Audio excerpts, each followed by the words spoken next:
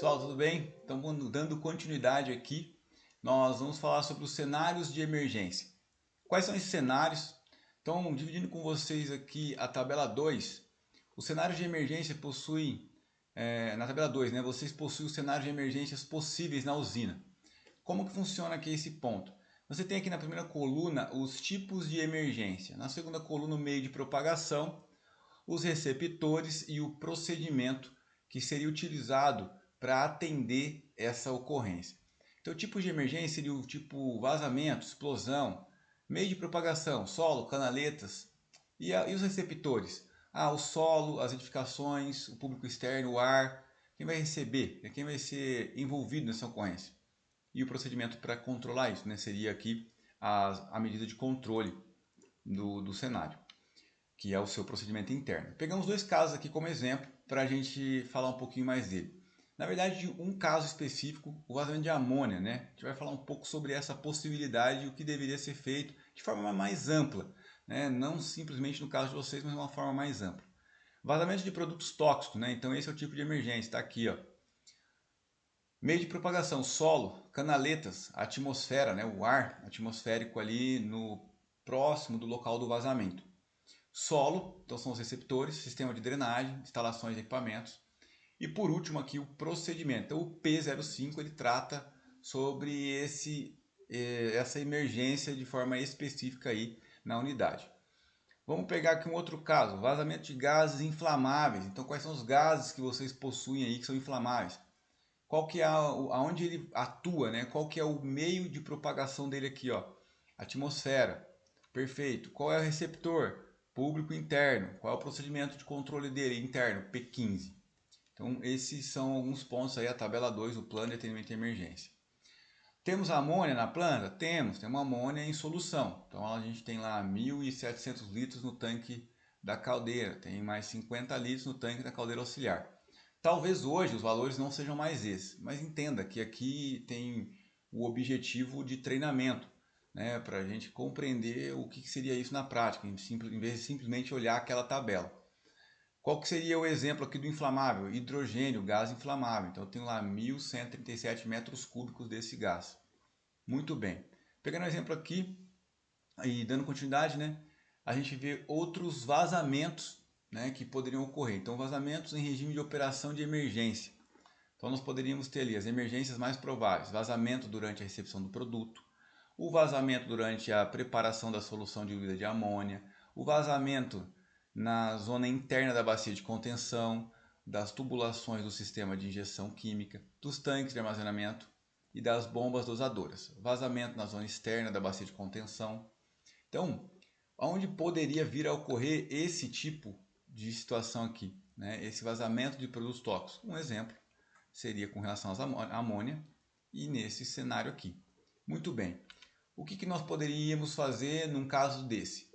Então nós temos aqui um exemplo de roupas, né, para que você, como um brigadista de emergência, de combate a incêndio, possa adentrar em ambientes onde existe uma atmosfera nociva.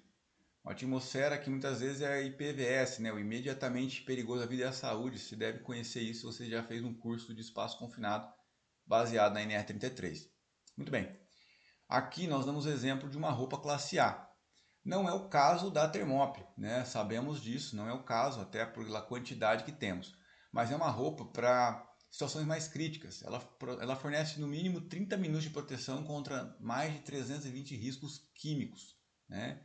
Então, e ela tem uma grande vantagem, que é você conseguir trabalhar com ela com o respirador autônomo dentro da roupa, como vocês podem ver aqui. Então você não tem contato com o ar externo. Você vai respirar um ar de um cilindro, o cilindro também protegido contra corrosivos, contra agressores ali do ambiente, do produto químico que eventualmente vazou. Legal. Esse seria um exemplo. E esse aqui um outro exemplo mais realista dentro da atividade de vocês. Então, poxa, eu tive um pequeno vazamento de amônia, eu vou usar um Taiken, que seria esse exemplo aqui, uma roupa mais simples, um nível C, não um nível A, que vai contribuir, vai propiciar situações onde você consiga adentrar no local sem sofrer, né, pelos males ali que a amônia oferece. A gente sabe que a amônia ela tem uma facilidade, ela tem uma característica de trabalhar com facilidade com a questão da umidade. Então, axila, virilha são locais que a gente já sente arder rapidamente quando tem um vazamento de amônia. E uma roupa dessa vai propiciar uma proteção para o brigadista para que ele possa ir lá fechar uma válvula, para que ele possa entrar no ambiente e retirar uma pessoa que se acidentou. Então, a gente teria aí como fazer esse acesso. Muito bom. Aqui nós temos um exemplo de um fluxo, né, para atendimento de emergência. A ideia aqui, a expectativa não é que você consiga ler o que está aqui não, tá? Fique tranquilo. Mas é mostrar o que seria um fluxo para a emergência. Então aqui eu tenho a emergência no vermelho e aqui eu tenho o final da ocorrência. E para isso eu tenho um caminho a ser percorrido. Então, simplesmente de forma didática, eu quero te mostrar que assim, atendimento à emergência precisa ter fluxo. Eu preciso saber o que eu vou fazer. E eu não posso decidir isso na hora. Eu preciso ter isso de forma planejada. A melhor maneira de eu ter isso de forma planejada é possuir um procedimento, um bom procedimento com um fluxograma, me dando diretrizes do que fazer e treinar isso antes.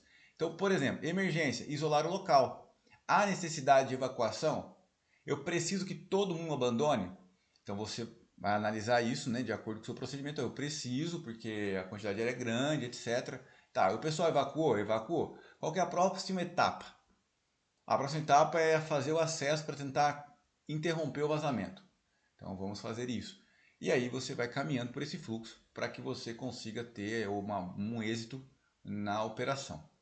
Tá? Ah, mas tem condições que não tem o que fazer? Vai ter condições que não tem o que fazer. Né? A história mostra isso. Por isso que nós trabalhamos de forma preventiva. E aí, para esse caso, o fluxo também vai te dar uma diretriz. Olha, aqui, se o vazamento for superior a X metros cúbicos, a gente tem que abandonar e não tem o que fazer. Nem os brigadistas vão atuar. Eu estou dando aqui exemplos, né, senhores?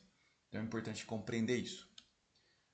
Ainda pegando o exemplo da amônia, né? Então, isolamento e evacuação de segurança. A nuvem branca, que essa nuvem branca ela normalmente ocorre quando você tem um vazamento de amônia, que se desenvolve no vazamento mais significativo de amônia devido à interação com a umidade do ar, é um indicador pobre da dispersão do gás. Ou seja, você não pode se apegar simplesmente em dizer que tem ou não amônia, porque você viu uma atmosfera ali de nuvem branca. Não é isso. Concentrações perigosas de amônia podem se estender muito além da nuvem branca e visível. Ou seja, ela não está sendo vista, mas ela está presente ali. Então eu preciso saber o que fazer nesse caso. Então vamos continuar aqui.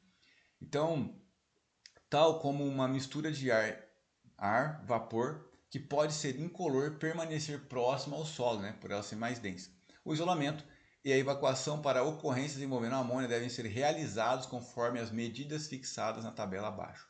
E aqui nós temos um exemplo baseado numa FISPIC, baseada na NIOSH 2003. O que é isso aqui? Eu tenho aqui o número da ONU, então amônia 1005. O número da ONU, se você não sabe, é uma placa que geralmente tem no caminhão, cor de abóbora, laranja, com um número. O número da ONU seria a 1005. Se você ouvir um caminhão com essa placa, você já sabe que é amônia. Produto amônia. Pequenos vazamentos. O que é um pequeno vazamento? Ele quantificou, é até 200 litros. Perfeito. Isolamento inicial, 30 metros. Evacuação do pessoal, 100 metros, tanto de dia quanto de noite. Então, pessoas que estão ao redor até 100 metros precisam sair do local, já está definido isso. Grandes vazamentos. O que é grande vazamento? Superior a 200 litros. E aqui muda o cenário? Muda. Primeira evacuação aqui 60 metros. E evacuação das pessoas de 600 metros a 2,2 km se for à noite. Claro, à noite temos que ter um critério diferente pelo distanciamento, pela questão de dificultar, né, a visualização e etc. Faz sentido ter um distanciamento ainda maior, principalmente nesses casos de maiores vazamentos. Então esses são alguns exemplos, né? Vazamentos relacionados ao transporte, 1,6 km. Então aqui, senhores, veja só, quando eu olho o meu procedimento, quando eu venho aqui e olho o meu procedimento, eu preciso lembrar que, além dele, eu preciso ter um plano de ação. Esse plano de ação se chama procedimento interno e vocês já possuem isso. Então é conhecer esse procedimento interno de forma individualizada para cada situação. Ah, mas eu vou gravar tudo nenhum. Não, você não vai gravar, mas você vai saber onde está, por exemplo. De repente no DDS, uma vez por semana, revisar um programa desse com o time. Vamos olhar aqui, nas reuniões mensais da brigada. Sentar com o time e fazer uma análise dos procedimentos, ver se faz sentido, se algo precisa ser revisado, melhorado nesses procedimentos aí que você possui interno. Muito bem. Se eu disse anteriormente que essa análise qualitativa, o olhar para a amônia e simplesmente assumir que porque tem a nuvem branca tem muito e quando não tem a nuvem branca tem pouco, não é o suficiente, eu faço o quê? Eu vou fazer um monitoramento com o uso do multigás.